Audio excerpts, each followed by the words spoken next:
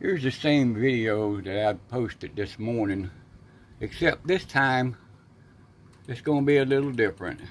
That there is Johnny Privet Paving coming out of here with a lowboy loaded with heavy equipment that is on his property here on Staley Road in E.FORT.MYERS, Florida.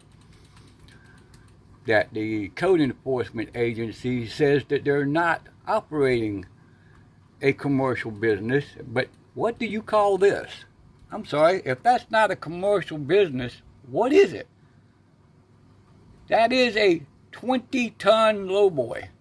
That there is a 10-ton or 15-ton grader sitting on top of that 20-ton coming out of our residential neighborhood where this is being parked every night and every day. And they've been told to remove their business from this there, because I have the document from the county code enforcement agency from 5 years ago. And they're still operating out of his residence. Google Johnny Privet Paving and Son, and Google it, and you'll see where they live. You can pull it up from Google Maps. Now this is what's sitting on his property. Oh, he also has a 300-gallon oil tank, single wall, buried on his property.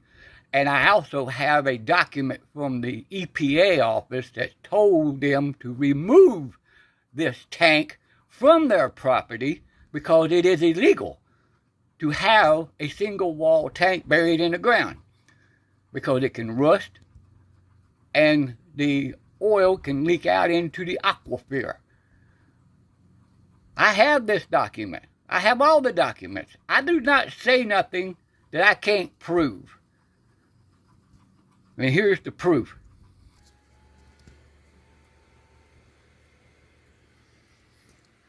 This is his property. This is an aerial photo from the Property of Appraisal's webpage that they take every year. Here's another angle of his property from the, there's the web page. And they do nothing to these people.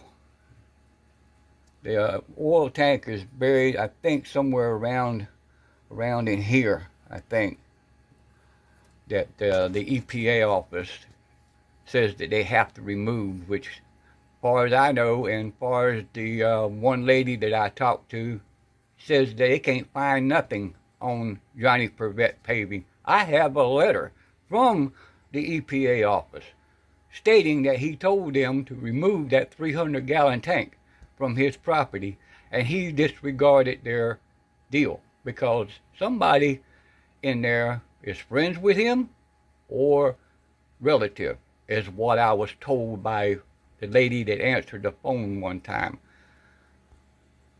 And she no longer works there because they fired her. And here's the document from the Lee County Code Enforcement Office right there.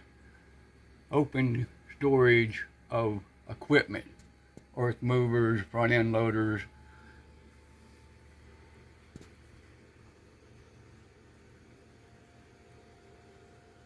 They were told they had 30 days to remove these equipment.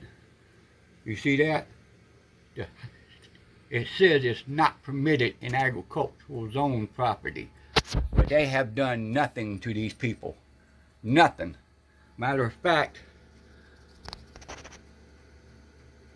it was closed by Dave Paschil, which is no longer there no more.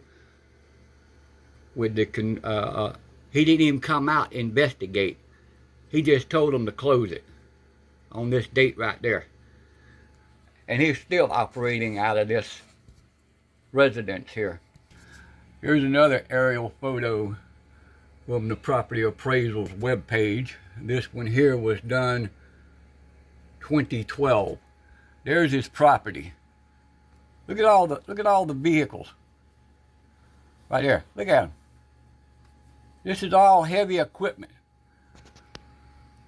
And according to the zoning department, there's only supposed to be one building on this property. As you can see, there's 5 buildings on this property. So who's lying? The aerial photo from a satellite? Or these people that's working in these government offices? I'm sorry, but I'm going to believe the satellite because it's a picture. And this one here is a picture from Google Map. That's right, Google Map right there. Look at it. Look at all the freaking heavy equipment.